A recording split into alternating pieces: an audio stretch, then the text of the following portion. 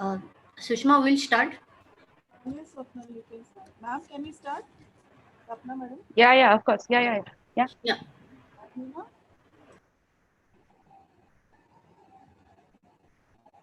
Hina?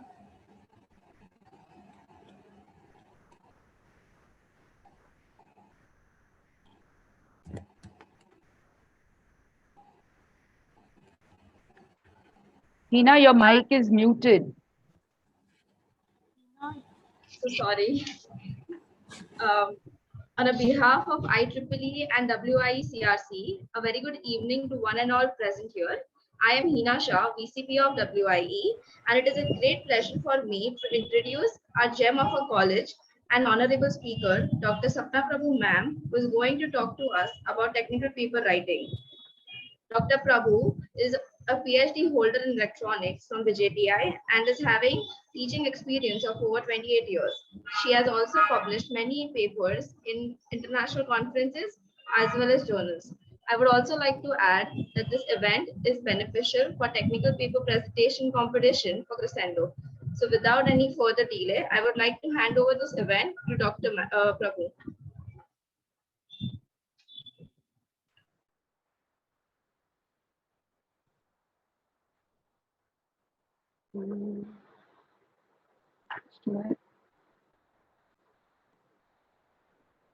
Hello, am I audible to everybody? Yes, ma'am. Yes, ma'am. Okay. A very good evening to all of you. Thank you for the introduction. And right at the onset, I would like to thank IEEE because I don't know whether you guys know that, but IEEE happens to be a huge international organization. We are so fortunate in CRC to have an IEEE and an IEEE WIE chapter. And I urge that, and at one point of time, let me also tell you that our IEEE chapter was probably one of the best in the city. And it is my dream and hope that, the organizers and the VCPs and the council of IEEE as well as WIE will be able to bring it back to what it was. This is another attempt by IEEE to try and help students in different areas. One of the areas we thought, and I think the organizers agree, is the how to write technical papers, right? So basically, I'm essentially here to tell you something which probably most of you know. What I would try to do is I will try to give you a brief overview of all this business about technical paper writing. And you're free to ask me questions. Let's make it as interactive as possible. It's pretty informal. So I will share my presentation with you first.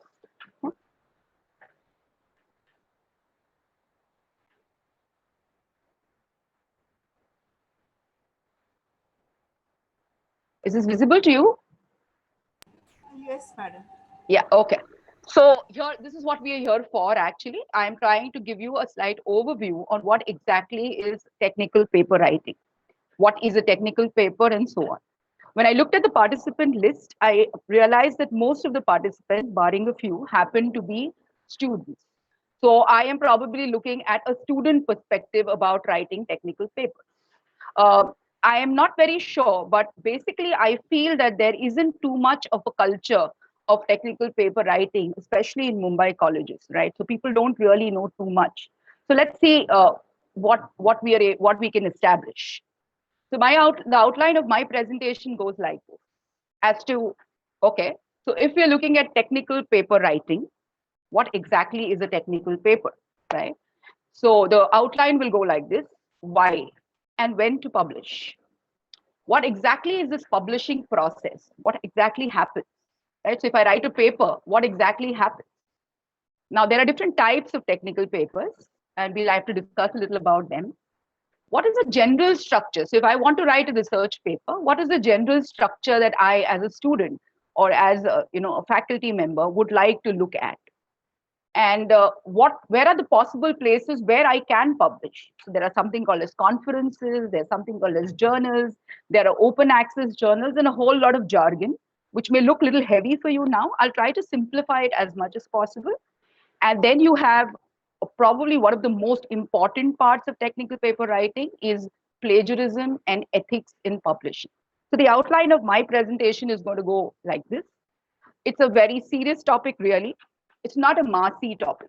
Like, people like to talk about AI and ML and this, that. It's not a massy topic. Technical paper writing is a very intense topic. It is who should write a technical paper. So if I would have seen like 200 people in the audience today, I would have been really surprised, because frankly speaking, that many people don't publish, right? So the point is, technical paper writing is a very niche area. Who writes and why should you write? What will you gain? That is what you're trying to discuss, actually, right? So this is the general outline of how my presentation is going to be going. So this is what we're discussing first: why and when to publish. So I'm a student, maybe of second year, third year, final year student. I'm assuming there are no FEs in this crowd here. So why should I publish and when should I publish? So I came across a very interesting quote. As you see, it's from the website. It's not from the net. But this is something I really believe. You don't write because you want to say something. You write because you have something to say, right? So that's what is why. Why do you publish? Maybe I did a project, right?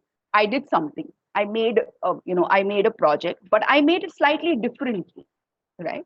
Or maybe I was doing a software application development and I tried something very different in it, which is not generally done, right? So when I feel that I got interesting results because of that, that's when I feel that, do you think I can publish my results? So the point being is, publishing, as I said, is serious business, right? People publish because, there's something I want to tell the world, that, you guys have done it like this, but I have done it like this. I want to tell the world. So I'm trying to do something differently. I'm trying to do something novel. If I have something like that, then only should I publish. Because let me make it very clear to all this young generation. This young generation, and I'm not saying it sarcastically, I'm saying it because there's this huge tendency, in the last few years to copy paste. Everything is copy paste. So like, I think Hina, when she introduced, she said that there is a technical paper contest in the upcoming crescendo. Let me make it very clear to you. Technical paper writing is not that you pick up somebody's material, copy, paste, and make an article. Technical papers are not articles. They are original work, right? So this is what I'm trying to say. So I say, why should you publish? You should publish because you want to say not just because you want to say something, or I want to take part in a competition, not because of that. You should do it because you have something different to say, right? And another one is, because I believe this again, this is a very interesting quote, right? It says, computers are useless, in his words. They can only give you answers. So you give something to be computed, it will give you an answer. Good. The problem is, what is the question? Most of the times, you students will always encounter this issue, and I've seen this so closely. You don't know what should you do a project on. What is a good problem statement, right? So the problem is the question. We do not know what is the question. Once we know the question, we'll find a solution, because that's not such a big problem. So that is essentially why publishing is such a challenge, because you want to publish something which is new, novel. But more importantly, anybody who starts publishing is going to first think about, what should I publish on? What is the question? What is the problem? So the biggest problem is to find a problem, an open problem, which needs a solution. Because essentially what has happened is, now everything is available on the internet. Most standard problems are solved, right? Everything is solved. If today you're trying to do a particular problem statement in a project, you will notice that 100 people have already done that before you, probably exactly the way you have done it, or probably even better than what you have done. That is a big issue. So you will notice that it becomes a huge challenge to know what to publish. Where do I find this novel? How do I get a novelty? This is a big issue, right? You guys want to say anything at this point? Have you encountered this issue when you don't know what project to do? Anybody? Somebody can unmute and tell me. Huh? Somebody can unmute and tell me. Do you encounter a problem as to figuring out, you don't know what you want to do a project on? Yes? Anybody can. This is supposed to be interactive. you will notice that it becomes very challenging to find open problems. And by open problems, it means those problems which have not been solved by others or which have a scope for improvement. Both of them are pretty challenging, right? So, okay. So I will come to a very basic issue. Everybody who's sitting in the audience should ask themselves, why do I want to publish also in the first place? What is in it for me? Why do I want to publish? Well, I'll tell you why. What are the advantages of publishing? One is it's a way of sharing your ideas with the world. That's one thing. That's the bigger picture. Why does a student want to publish? What is in it for it? What do you say? Anybody here? Anybody here who wants to publish a paper and doesn't has a motive behind it? And believe me, it will be a selfish motive. There will have to be a selfish motive. Why does one want to publish? Anybody? Why do I want to have a publication, a technical paper publication in my resume? Why do I want to? To enhance your CV or resume. So finally, at the end of the day, all the people who are sitting here, and if they are students, they must accept the fact that they are wanting to publish not because they want to talk to the world, but simply that a good publication on your resume will take you across. That is for sure. All students who are sitting here, ever wanting to do a master's, an MS program, or an MTech program, etc., your resume should boast of 1 or 2 good technical publications. If you have that, you have a solid edge over your peers. That's a fact. So I'll answer a very basic question that anybody sitting here should figure out firstly, why do I want to publish? Forget the novel idea, all that. Forget all of that I said before. But basically, you're sitting here because you want to figure out how do I get a publication on my name, a good publication, which will go on my resume and which is going to put me into a top level university or at least a very, very good university. That's for sure. This is why you want to publish. At this point of time, I'd also like to tell you one thing. Most of you people who are sitting here in the audience, and you can correct me if you're wrong, I am completely open to debate.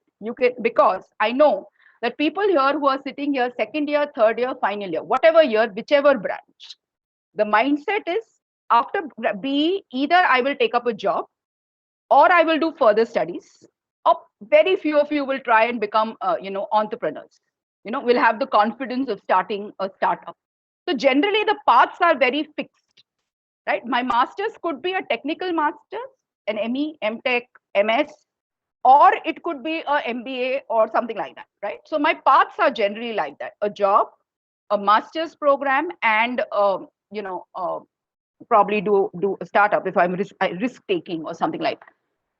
Rarely any of you thinks of having research as a career option. And this is where I would like to tell you that research is a wonderful career option. So research does not mean do PhD. That's not research. Research is a career option in fact, if you will notice abroad in foreign universities, research is a highly paid job, right? So of all of you who have these myths saying that there's no money in research, there's only money in IT, there's only money in the corporate world, believe me, it's not true. So I want to emphasize on you that first and foremost, I do not know why, but most students do not look at research as a career option, which is something they should think about. How do I use research as a career option?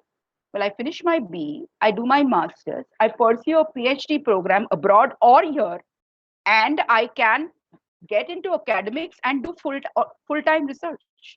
For an example, companies like Facebook, Google, etc., they all have very highly paid positions for research scientists. So it's not as if these companies don't do research. Everybody does research. Every company, company, even a product-based company, has a research division, where you come up with novel algorithms to make things better. So I want to make, I remember, before this talk, I actually thought of, asking you people whether any of you has considered being a researcher as a career option. It's extremely satisfying and, believe me, also highly paid, job option. It's a great way to, enhance your career. So other than the standard conventional paths, being in research is a good option. And then if you are in research, automatically publishing becomes a part of your job, right? So yeah. Now, the slide which is in front of you says this. I'm a student. What is the process? What happens? So I have probably done something, which is given me interesting results.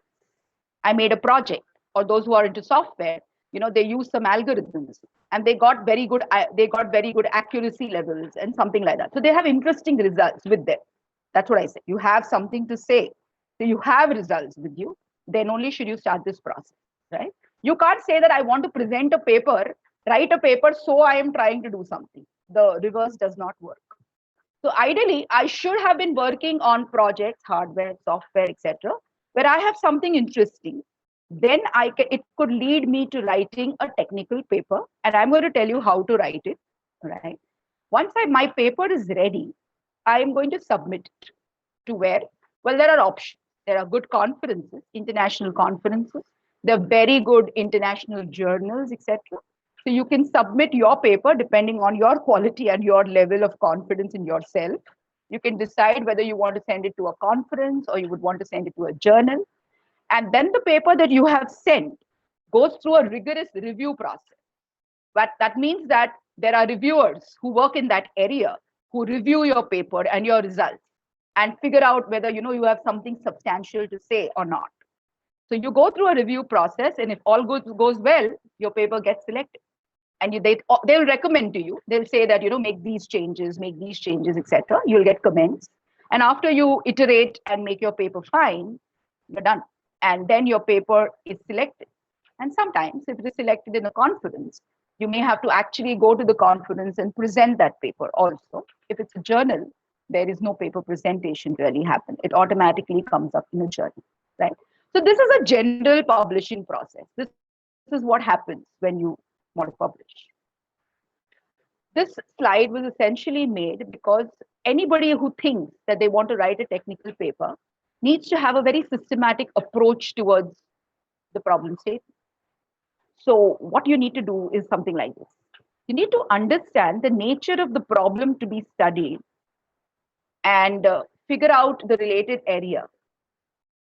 If you have a problem statement which looks interesting to you, right? You need to first review literature to figure out whether other people around you have they worked on this problem before, and if they have, what did they do? What solution did they come up with? What algorithm they used? What hardware methodology was used? What results did they get? So what I'm trying to say is you cannot do original work without knowing what others are doing, right? So if you want to write a research paper and you have a problem which you want to actually put the results forward, you first need to figure out what others are doing, which we call as literature survey. Believe me, literature survey is a huge deal. You need to know today, 3 years, in the last 3 years or 4 years, what have people been doing in this problem? Have people done it before? Believe me, everybody would have done it. Anytime you come to a problem statement, you would have noticed that so many people have already done that problem before also. So you need to know what did they do? What did they do and what results did they get? And then you start thinking out of the box and saying, if they have done it like that, should I do it somewhere differently? And that's where research comes. Research is searching. You're searching again. So the thing is, you need to figure out, how can I do this thing differently? And if I do it differently, will I get better accuracy? Because at the end of the day, why are you solving a problem? Because you're getting a solution.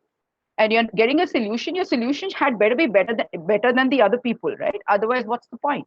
It's like saying that 10 years back also this was done, but I did it today. Okay, so you did it today, but you're not solving anything. You're not giving better results, right? Is there a problem? You can hear me or no? I heard some sound there. Am I audible still properly? Yes, ma'am. Okay, there we go. So I'm saying that most of you are going to have an issue figuring out the problem statement. But if you once get a problem which you think has the potential to be solved, then you need to first figure out what others have done. You need to figure out whether they have got better results. Have they used other methods? Can you use something else? And so on. And then you need to collect the data in an organized and a controlled manner You need to do some experimentation, and then you need to come to some conclusions and some good results. So that's a very defined way of going to a problem. A rational way of dealing with a problem is figuring out what are the possible ways this problem can be solved, right? If you think very rationally, believe me, you will come up with novel ways of doing the same problem, which maybe many before you have done. It doesn't matter. Because as I told you, all problems are probably solved, largely. All problems are already solved, right? What you're doing now in technology is you're trying to do novel solutions to existing problems. That's where the novelty comes in. So at this point of time, let me tell you that when you talk about technical papers, there are basically two categories of technical papers. One category is called as a survey paper or a review paper, and one is the actual research paper, what I have been talking about. Now, any idea what a survey paper is? As the name suggests, it's a survey paper, which means that there is a problem which is worked on by, say, 5 different researchers, right? And you are consolidating it, right? So what you're doing is you're looking at a problem statement done by, say, 5 different researchers, and you choose to write a paper where you take in every researcher's work and you join the dots. You join the dots. What do you mean by join the dots? You said this guy did this problem like this, and this were his results. This guy did the same problem like this. These are his results, but he didn't deal with this particular issue. This guy was encountering these disadvantages with this third person has gone through, and so on. So that's how you join the dots. So what we're trying to say, survey papers are very useful to technology. Somebody does the arduous job of taking people's work and not copy pasting it. Survey papers are not copy paste. They're actually trying to join everybody's work and say something different. You're going to consolidate their results. So one kind of paper writing is survey paper. Do not mistake that writing a survey paper is easy. It's not true. It's not just because you're just copying people's work and making a survey. That's not true. You need to add your own bit to it, right? Which is where it becomes challenging. And then one is the second kind of category is research papers. Research papers are essentially I do a project and I do an algorithm and I actually have results. So that's a research paper. So I have 2 types of technical papers. How does a structure of a research paper look like? Everybody must know this. I can't become an engineer. I can't become an engineer without knowing what a technical paper looks like. I mean, it is criminal. It's absolutely criminal, right? So as I move out as an engineer after 4 years, I must definitely know, if I have not written, at least I should know how to read a research paper. That's a done thing, right? Because believe me, even if you go into the IT area or into corporate, there'll be times where you will be given a paper and said, isko padho, and figure out what they are saying, right? So reading of a research paper or writing of a research paper is good. The structure of any research paper looks like this. I'll tell you and I'll show you an example. So normally there'll be a title, the author's names. Generally research papers are written by multiple authors, right? So there's a first author, a second author, third author, fourth author. That kind of a team works on a research paper because research requires that kind of a team. So the next thing after the title is normally author names and affiliations. Then you do something called as an abstract. Then there is something called as keywords. Then you write an introduction. Then you write related work. Then you write preliminaries. You write proposed work. Then you put up your results. Then you conclude it. Give scope for future work. Give acknowledgements if required. And then finally put reference. At this point of time, let me share with you something else. So just as giving you an example, is this visible to you people, all of you? Yes, ma'am. Okay, so this is a paper, my paper. I have written it some time back, right, when I was doing my PhD. But yeah, this is an example of a research paper. And this is exactly going to follow what I've been saying, that you will have a title, right? So this is a structure. So what I'm going to tell you in the next 2-3 minutes is how does a research paper generally, there are standard formats. So IEEE papers have one format. Some journals have their own format, etc. So everybody has a unique format, but largely this is the structure of a research paper. So what happens is you obviously have a very good title in the research paper. Then you have the author names and their affiliations. And then you write something called as an abstract. This is what I was saying, right? I was just telling you that you need to have an abstract, right? So yeah, so you write an abstract. An abstract tells you what is this paper about, right? So in a very short manner, it's going to tell you what this paper is. The gist of the paper is the abstract. Writing a good abstract is interesting, right? It's interesting. Then the next thing that happens is keywords. What are keywords? They are the most important terms that you're using in this paper. Normally, when you do a search, right, it searches by keywords. So the keywords which are written over here, these are very crucial in my paper, and therefore these keywords are there. Now, this particular journal had something about the authors, which is not there in all, right? So there's keywords. Then, so as I said, so there'll be a title, there'll be author names, author affiliations, abstracts, keywords. They normally say a minimum of 6 keywords is mandatory, right? Then you write introduction. So introduction actually tells you is the first section of any paper, right? Now, this is a paper with a journal in high performance computing and networking, right? So they had a particular format. Now, this is a 2-column format, as you people see, right? Normally, you can have single column format or you can have 2-column format. Now, this particular journal said 2-column format. So yeah, so that's why I have put it in 2 columns. So introduction will essentially tell you about what is this all paper. It's the built up to the problem statement. What is it that I'm trying to do, right? This is the introduction of the paper. The second section of the paper is always what I just called as literature survey, which can also be called as related work, right? What have other people done in this area? What area is this? Shared resource management in multi-core systems. You don't need to worry about what this title is. I worked on it. It was my PhD topic. So obviously I know what I was doing. You don't need to worry about it. You need to only understand that I have for related work in that area. Other people have worked in that area and they have done similar kind of work. And it's my duty to mention that related work. As an author, as a researcher, I put their work and say, this guy said this, that guy said this, he concluded this, and so on. All of that comes under related work section, right? Then, if your paper requires or your topic requires some background that needs to be done, you can put a section called as preliminaries. I chose to because mine was research work. It was a little intense. People wouldn't have understood just reading it. So I had to put in some preliminaries, right? So I did that in section 3. And again, don't worry about all of this. This is a research work, so it's a little complex. But if you people write, it doesn't have to be this complex. The next section is exactly what we need to do is, we put results. So what's going to happen is we're going to have simulation results. So you've done your work, maybe on a simulation setup or a hardware setup, the results of which are going to be put up here in the results section. So these are some graphs, etc., which I got from my simulations. And then finally, you say conclusions and future work as to what are you concluding. So what are you saying at the end of your paper? That you said that this is what you were going to do. And what did you find? What did you do? What were your results saying? So you conclude your work. And always remember, a researcher is fair. So he realizes that if I conclude something in my work, I have not finished my job. There is scope for future work. So you will always see a section called as conclusions and future scope.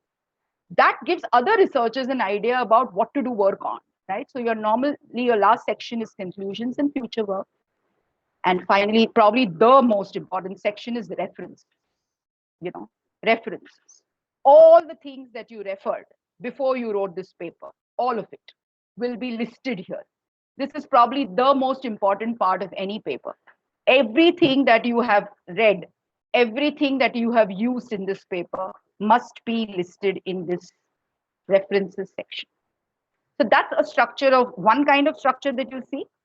I have another structure also. This is an IEEE kind of a paper, right? Again, my paper, but as you can notice, the format is slightly different here. It has a title, it's got authors, it's got affiliations, it's got abstract, it's got keywords, it's got an introduction, it's got some related work, it's got some proposed method, whatever I have proposed, it's got results, obviously, it's got results. So it's got some graphs, It's got some conclusions in future work, and it's got reference. And some more results, right? So this is a structure of a paper, a typical paper, any paper. So depending on the journal or conference or whatever format they are doing, generically, you need to have these different headings in your paper. I want to also tell you something about citation, which is something you need to look at, right? So I wanted to tell you, for those students, even if you write project reports for your mini projects, etc., have you noticed this? This is 2 written here. Is it visible to you? It's 2. Yeah, people? Yes, ma'am. Yeah. So this is 2, which is written in square brackets. For those of you who don't know what this is a citation. This is a citation saying that this thing that I wrote here, and I have put a 2 there, is actually from reference number 2, which is here. So therefore, this is from this reference, this particular one. That's what it means. So these are the references of a paper. And when I write a 2 in square brackets everywhere, wherever I write it, it means that I have referred to that part and I have cited it here. The biggest responsibility of a researcher is to give credit to fellow researchers. So if other people have worked on it and I am using a concept or I'm using an idea here slightly also, I'm expected to cite it. So I said that there are references at the end of the paper, but in the body of the paper, you have to cite. So you will notice throughout the paper, there'll be citations, right? So you will notice citations like this, 11, and so on, 8, 9, 10, and so on. So these are citations. Yeah. I continue. So as I said, for all of you, a research paper generally has these heads: the title, author's name, abstract, keywords, introduction, related work, preliminaries, actual work, results of that work, conclusions of the work, future work, if there are acknowledgements, references, and citations in the text. Very, very crucial to do that. And as I told you, references also, there is protocol in technical paper writing, right? Everybody has a protocol. You can't write references any way you want. Normally, the protocol is like that. You have to write the name of the authors, right? Again, I need to show this is okay. So there are formats, right? So all of you must be thinking, because you're a generation who doesn't like protocol, right? So that's the reason I need to keep telling you this. Protocol is very important in technical paper.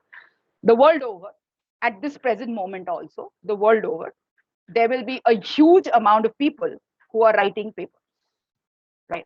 Remember, at this present moment, all the world over, people are writing technical papers, working, getting results, doing simulations, and sharing with the world their results. This is happening all the time.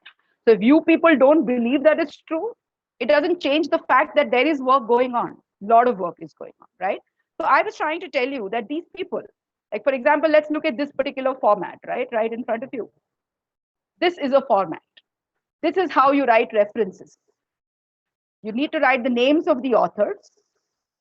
You need to write the name of the paper in quotes. Addressing shared resource contention in multi-core processors via scheduling is the name of the paper. Where is this paper published? Proceedings of the 15th edition of whatever, the name of the conference.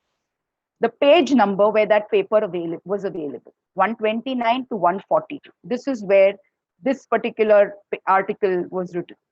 So all references. So key point to make here is that in a technical paper, you need to write references. References are all the references that you have used to write your paper. But all references have to be written in a particular format.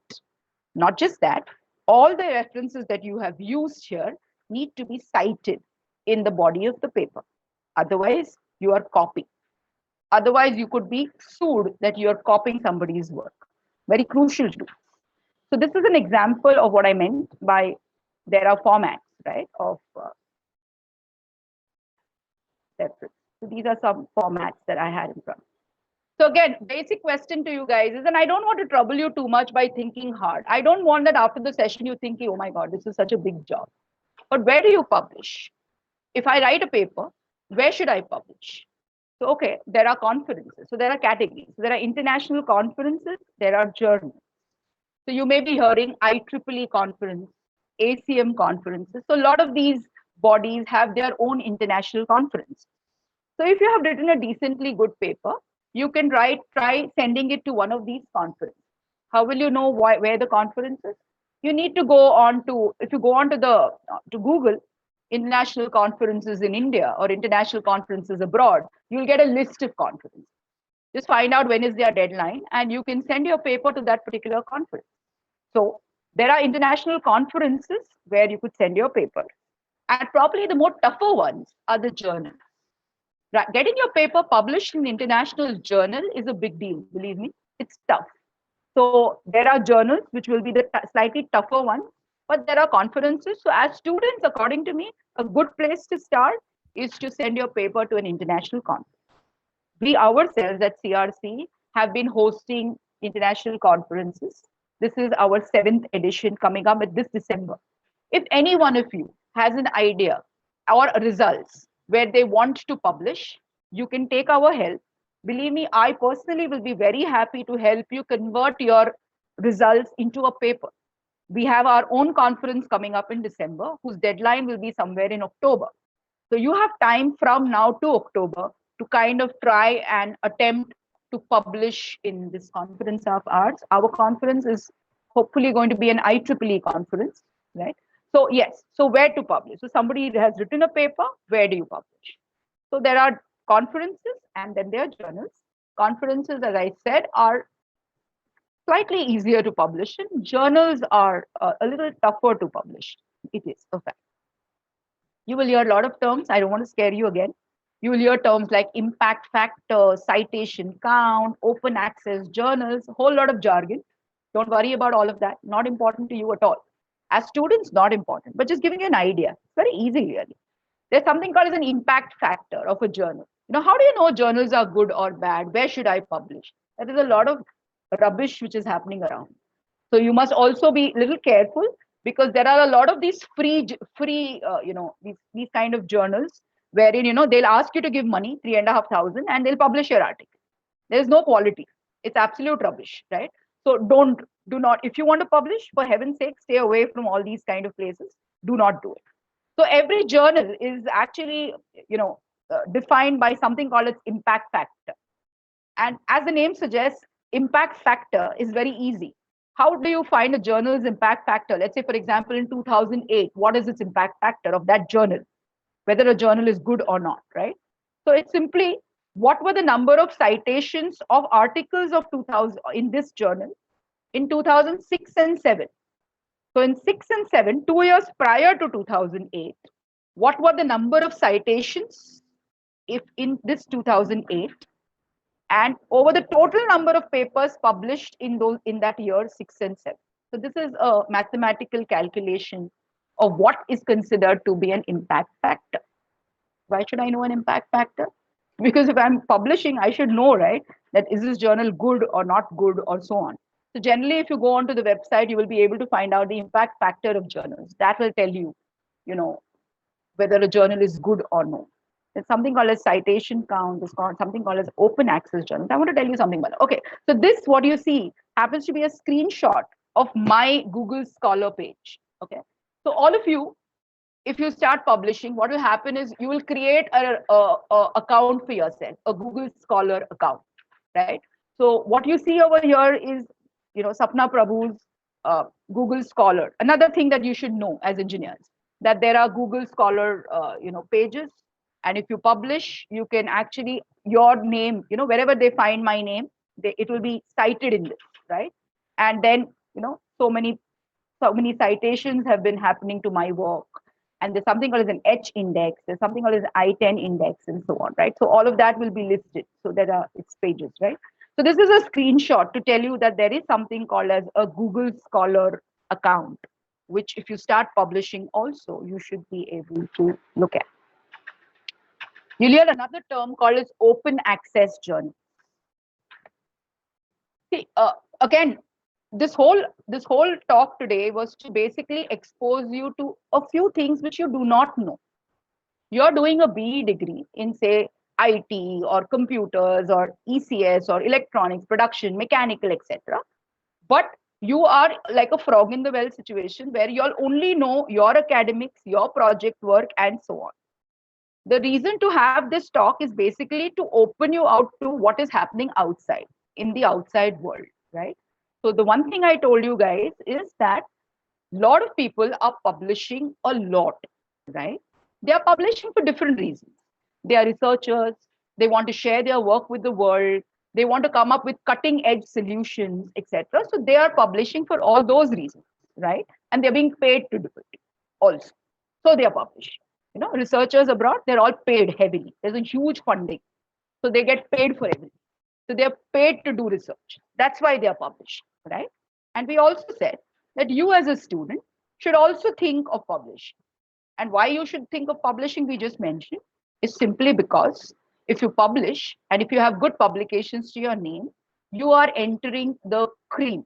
You're entering up. If you're trying to do a master's, it will give you a definite edge. That's why you are attempting to publish. What will I recommend? If you're a new guy, if you're a newbie, this all seems so big and complicated. Don't think so much. If you have something interesting you've done, however small it is, right, with some interesting results, try to write a decent paper in the format that I mentioned to you people, and try to attempt sending it to a conference, an international conference. Let's not attempt journals at the moment, because as I told you, they're a little tougher to get into. So your attempt ideally should be, of course, that doesn't mean you shouldn't go to a journal, but yeah, let's go stepwise. So I would say that write a paper and then put it forth to a international conference. This is a good place to start. And believe me, it's achievable. Last time in our own conference, so many of our student groups have published, right? So that means it's possible, right? I'm hearing sound. Is anybody having an issue? Okay. So I want you to know something called as open access journals. So there is another breed of journals called as open access journals. What are open access journals? Normally what happens is, if I write a paper and I send it to a conference as an author, and if my paper gets selected, I have to pay some fees, some registration fees, right? So maybe 7,000, 8,000 registration fees, etc. are there for some conference. Now there is another kind of journals which are called as open access journals. Now, open access journals what happens is, it's openly accessible to everybody. So anybody who wants to read my paper doesn't have to pay a charge at all. But if you know IEEE, like if my paper has come, let's say in IEEE, then to access my paper, if you want to read my paper, you will have to pay some subscription charge, right? So what I need to tell you is, moral of the story, technical publishing is all that is fine. But conferences and journals are there. Some are paid, some are not paid, and so on. So don't worry about the pay part. Don't concentrate on that. Sometimes, if you read an article also in a journal, I need to pay. You know, if I want to refer to somebody's work, I need to pay. But what are open access journals? They are free to view. So why publish in open access journals? Why should I publish in open access journals? I should because many people can read it. There is no restriction, right? It's free. So my work will be spread very fast. People will cite my work. So there is an advantage of publishing even in open access journals, which is something that you should think of, right? So again, the process is like this. An author will submit a manuscript. Who's the author? You are the author. You may not be alone. You should ideally try to write a paper with 2 or 3 team members. Even ideally, students should do it with a teacher. So what you should do is you should make a group of say 2, 3 people along with the teacher, right? And try to attempt writing a paper. So you will be a group of 4 authors, right? So the manuscript, the first draft will be given to say a journal. The journal editor will screen that manuscript. Some manuscripts are rejected before review only. They're very bad. They're very badly written, the language is bad, the formatting is bad. So sometimes the editor says, we'll cut it out right here. So right before the review itself, it's removed. The next is, if everything goes well, it gets reviewed, right? And then the editor or the board will decide whether this article or this paper is worth publishing or no. And if they say yes, then the author is informed of the decision. This is the standard procedure of how normally papers are submitted to journals or conferences, and how they communicate to you that your work has been found to be novel, different, your results are interesting, and yeah, you can publish this. This paper can be published. So that decision will come from the conferences or the journals. Last but not the least, this is the last topic that I would like to talk about, and it's a big deal. The last thing is something called as plagiarism and ethics in publishing. The word plagiarism should be taken very seriously. So if you are all sitting here today because you want to get an idea about how to probably write technical papers and what is in it for me, I must also keep in mind that I will never copy somebody's work blatantly. It's not possible.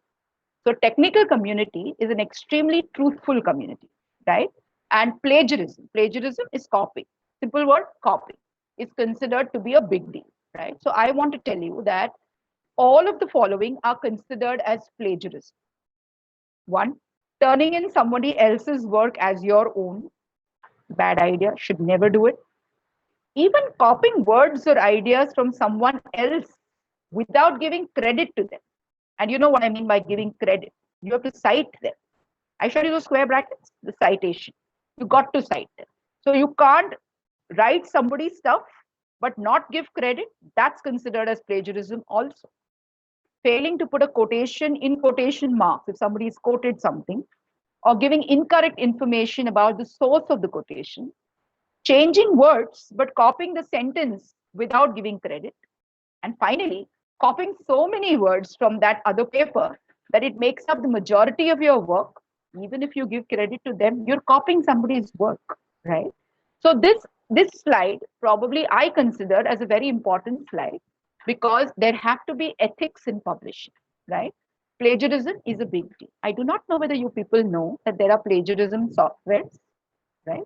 So there are plagiarism softwares, something called as Grammarly, which we also have in CRC.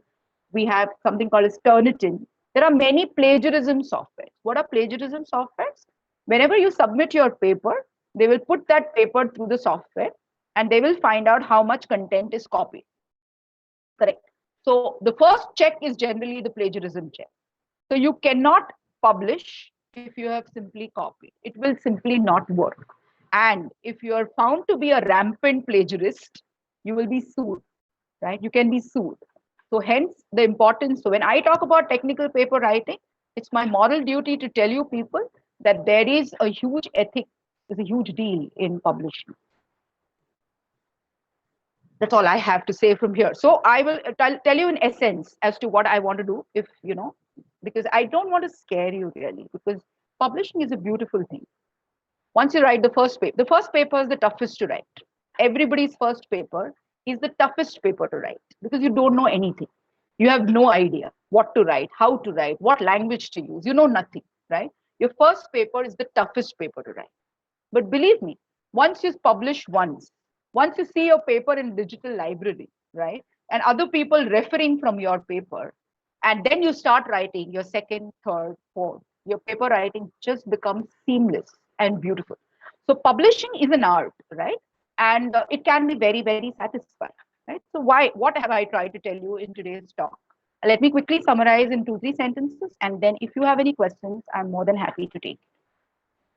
The reason I am trying to do this particular seminar or this webinar is because I thought that most of you as engineering students who are going to get a BE degree should at least understand that what is technical publications? What are they? That is the reason we are here. Considering you all are students and probably do a lot of mini projects, a lot of small app development, this and that, there is a lot of potential to write something different. Right? The first thing I told you is that if you need to publish technical paper, I will immediately, as a student, it's very normal that you will ask me, why should I go through all this trouble? I mean, who wants to go through all this trouble? Well, I'm trying to tell you that it is worth going through all this trouble, because if you want to make a career where you want to do a master's or do a PhD or do research, or even otherwise, having a good technical publication on your resume is considered to be a great achievement, a very, very good achievement. Therefore, most students should attempt at least in 4 years to write 1, if not 2 technical publications. This is what I feel everybody should do. You may or may not agree with me. But then to write something in a technical paper, I should have something to write, right? Something good to share. So I said that you must firstly have something novel, and then you can convert it into a paper. I told you that how to write a paper. There is a standard procedure, a format, which you all need to follow. And you need to do it exactly like that. And then once your paper is ready, you can send the paper to either an international conference or some journal. If your paper is really good, has a very good mathematical base, etc., then journal papers make sense. Else send it to international conference and wait for their review. Their reviewers will give you some inputs. It will allow you to help build. Your first paper will never get selected. Let me tell you that also. Your first paper, believe me, I know it better than anybody else. Your papers don't get selected at first go, right? Because it's crazy, right? It's an ideal case. That doesn't happen.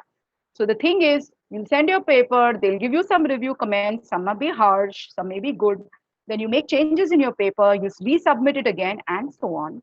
And then your paper, if it becomes really nice, it gets selected and it gets published. Right? You need to be very, very careful that do not copy paste.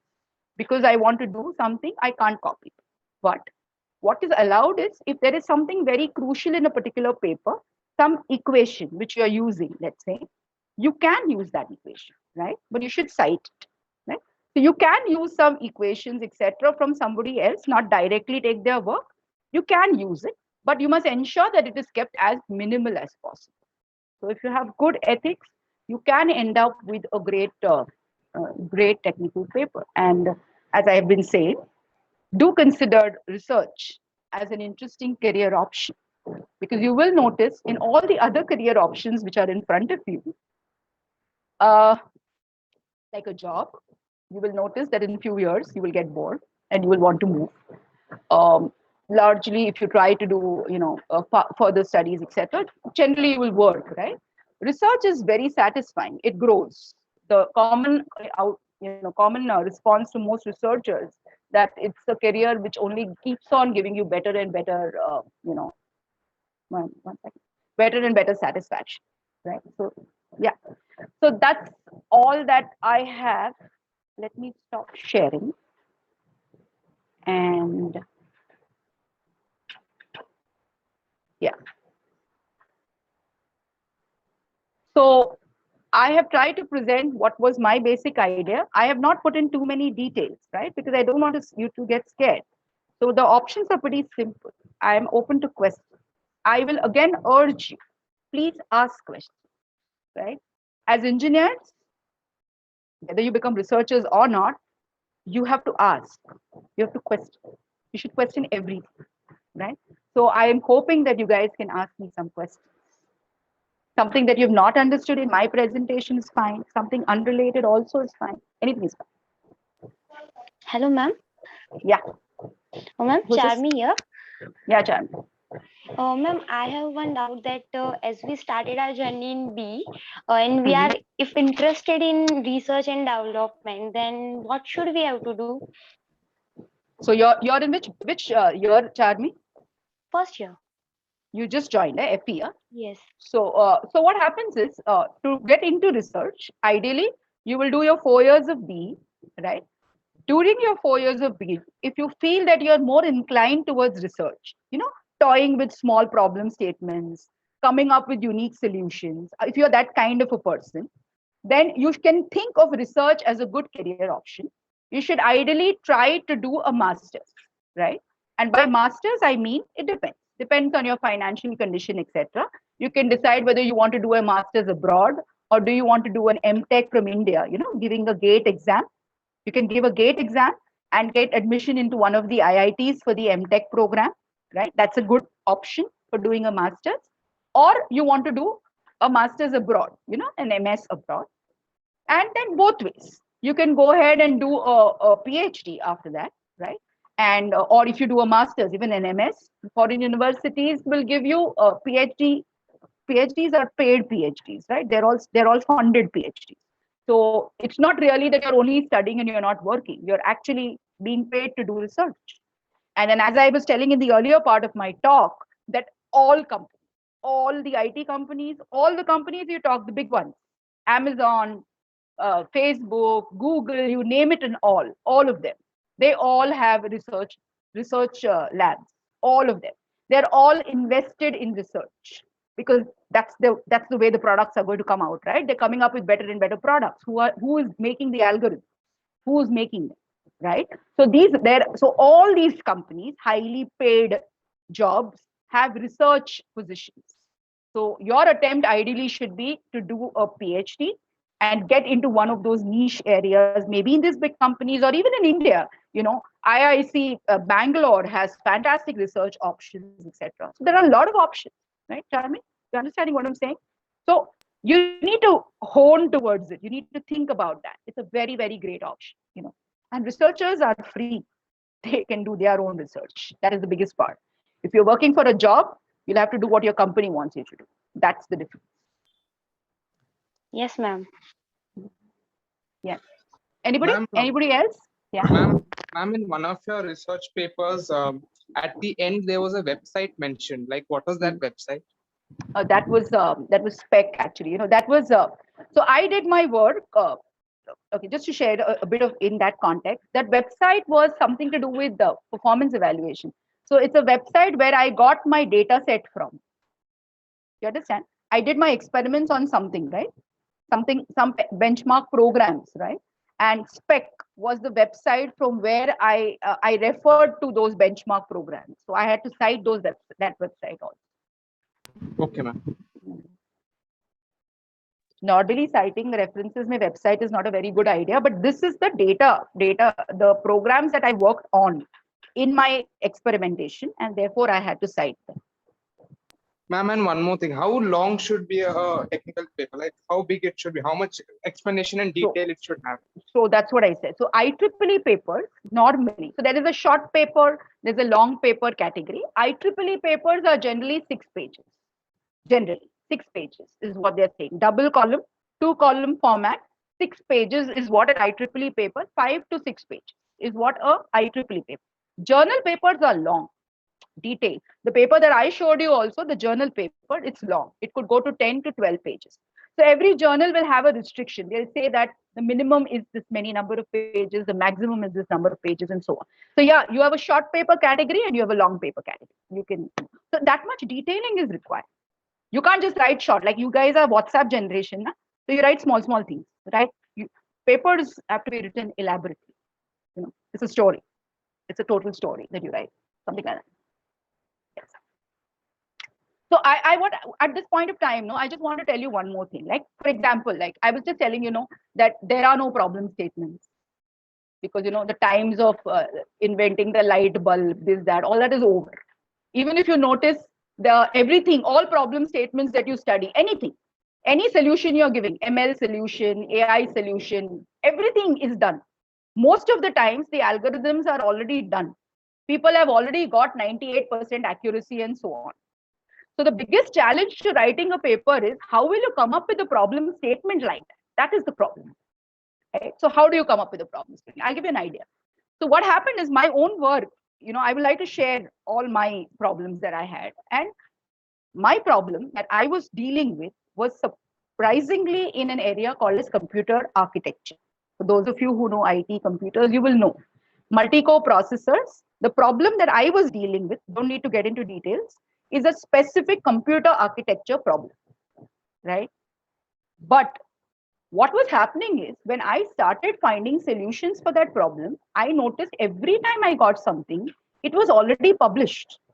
I would have never got my PhD like that, right? Because I was finding that I was not able to improve the results of existing people.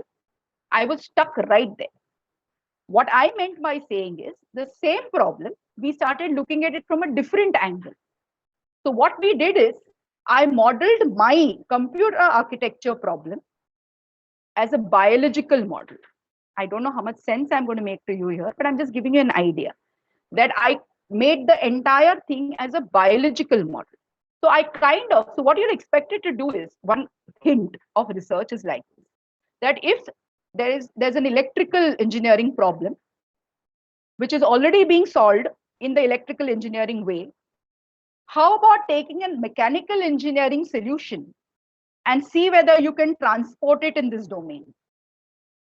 I don't know how much sense I'm making, but it will make sense to people who actually start doing research.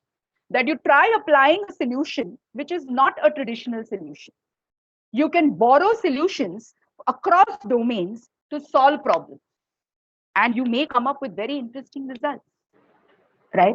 So that's what I'm trying to say. So that's when you start publishing, you will realize this also, that okay, if all the problems are solved and if I am thinking like everybody else, then how is it going to work?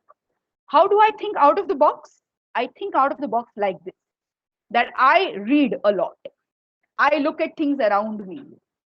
I find that these people did it like this, and I use my information to try and apply that theory to this existing problem.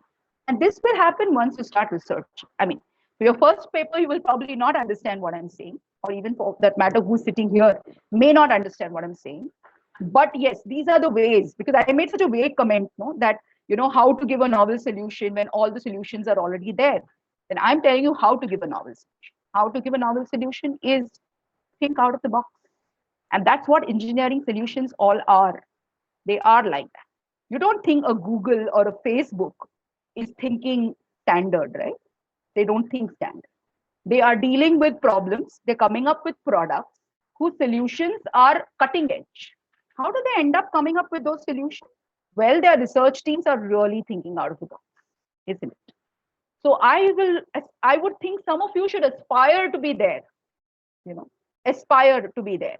That is what the whole purpose of this talk is, to initiate you into this process where you will publish, you will make a research career, and you will see yourself in a place where you will be providing unique solutions, or you'll be a part of a team which provides unique solutions.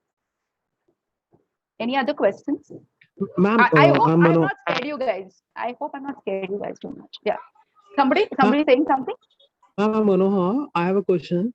Ma'am, Yeah. what should be the approach to convert model of my hardware project into technical paper? Yeah. So the thing is, Manoa asks a very relevant question. I'm a student. I made a hardware project. I made the project work. Is there a potential to make that project into a paper? Not always, not all.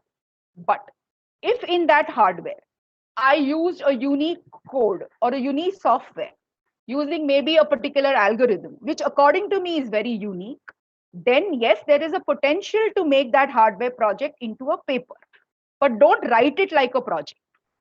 Don't write it like a project report. Then your paper will not get selected. So there is an art of converting Manoa, that hardware concept, but not like a project report, you know, hardware, there is a Arduino, this, that, not like that. You write it differently. You emphasize on the algorithm. You emphasize on the accuracy of the algorithm. Then there is a chance that that project can become a good paper. You follow, Manoa? Yes, ma'am. Yes, ma'am. I can help you out in this if you want to, you know. But again, as I said, there must be something unique in your project worth publishing. Then only is it possible. You can't create a paper out of nothing. That won't happen, right? Yes, ma'am. Mm. Thank you. Yes. Anybody has any other questions? Feel free. The question can be very simple. See, I'm telling you, because most of you are from a very, you know, first year, second years, young, just initiated, you know, you don't know these things. These are new things to you. So I can expect that questions can be very basic. If you have any very basic questions, feel free. Ask. Hello, ma'am. I am Hardik Prajapati. Mm-hmm. I have a question that how will I know that I am interested in a research program? No, That's that is the a big- self-discovery. No, what is it? What did you say your first name is? Hardik Prajapati. Hardik, it's like this, you know, at every point in 4 years of engineering, do question and retrospect about what are your strengths, Hardik. Yes, ma'am. So you have to retrospect. You can't say, ki, I became an engineer, so I will now work. It is not true. You understand? So I feel that when you're in first year, you have different challenges, second year, third year, fourth year. Every engineering student must introspect and find out, what am I made for, right? The question you should ask yourself, Hardik, may not be in first. Which year are you in, by the way? First year, ma'am. Yeah. So first year, I think is a little too early. Let's get first Yeah. initiated into engineering curriculum, right? But once you do get initiated, second year, etc. Once you get started exposing yourself to the variety of topics that are there around you, you will start realizing some students start liking to do projects. Some students find that they are very happy not writing papers. They are happy, not writing answer papers. They like to do things. Some people find that they are hands-on people. They make projects, something like that. Like that, some software engineers or people in computer ITs, they like to toy around, trying to come up with novel software solutions and so on. So what will happen, Hardik, is as you move ahead in your engineering years, you will sense, or you should sense, that what you like to do, what excites you, right? So there is no one answer to how do I know whether I'm cut out for research. I have to try and see, isn't it? So I may initially start off by writing a paper and then see whether I like that, well, I like that idea of trying to make something different. If A people did ABC, but I will do D. How about joining A and C and making another D? Something like that. Some people like to do that. So over the path, you will evolve and you will realize whether that excites you, right? Hardik, I don't know whether again I'm making sense to you, but yes, as you move on, do introspect. Yes, ma'am. I You am will be able understanding to your point. identify. Yeah, you'll have, it's a journey. It is a journey which everybody should go through themselves. Like, for example, some students will realize that they don't like to do technical at all. After 4 years, I mean, I'm going a little off the topic, but then there's going to say that we don't like it. That also is a journey. They will find that they are good at something else. So pursue that. That's important, isn't it? So how to make research or how to know whether I'm inclined? I have to try it. There is no other way. I will try it, I will fail, I will not like it, or I like it, and then I will know. Yes. Means But you I have shouldn't, to you try shouldn't, all the paths. you must. Because this is a journey which you should know. There is no sure shot answer as to who is going to do best where. Nobody knows that, right? Yes, Isn't it? ma'am. So one has to experience it. Experience in the sense, nothing major. When you go to second year, start doing small projects. Start writing a technical paper. See what excites you more. Do you think you are excited this way or that way or whatever? Something like that. Yeah, ma'am. Thank you. Yes, yes. Anybody else has any questions? Ma'am, Yes. Charmi here. Yeah, Ma'am, Charmi. I have one question that if one has a very interested in space technology and become a space researcher, then Yes. what should I have to do? Like any idea, ma'am, can give? You'll have to try for the ISRO and things like that. But again, as I said, Charmi, let's we can talk separately on this. Actually, we'll try and find out different ways. Presently, which branch of engineering are you in? I'm in computer engineering. Computer engineering, right? So okay. So what I'm saying is we'll have to find out. So we'll have to find out how to write. There are some master programs also in space technology, Charmi, from what I remember, right? I don't know too much detail into it, but we can find out. So you need to be sure. See, the thing is, if you decide in first year only that you're interested in something, no, then your mind is already closed. So Charmi, what I would suggest is keep your mind open. Okay, as you get more exposed, to different areas, maybe you may get inclined to something else also. But at the end of 4 years or 3 years, you say, no, space technology excites me a lot. Then yes, probably we can, we can think of options. But I told you there are very, very niche master programs or research programs in space technology. So we'll have to figure out about that. We'll have to find information. I don't know anything as of now. Okay, ma'am. Thank you, ma'am. Yeah. Yeah. Yes. No more questions?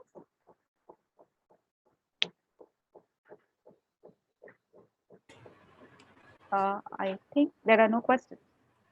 So Swapnali? Yes, yes, ma'am. Hina, any question? Hina?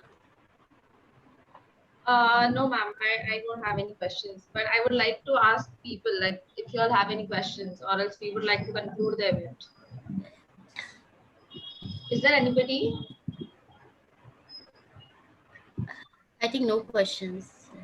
All right, ma'am, yeah. So such a wonderful event has come to an end.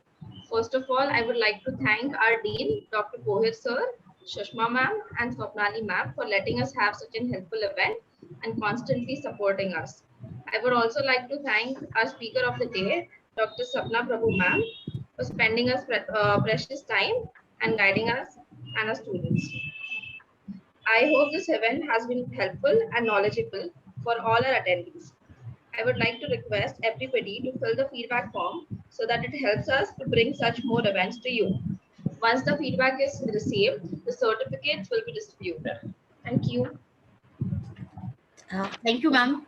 Yeah, thank you very much, everybody. Thanks for your patient hearing. I hope you all attempt at least once to try and write a paper. If you need any help from me, etc., I'll be more than happy to help you out. Okay. Thank you. Thank you, ma'am. Thank you.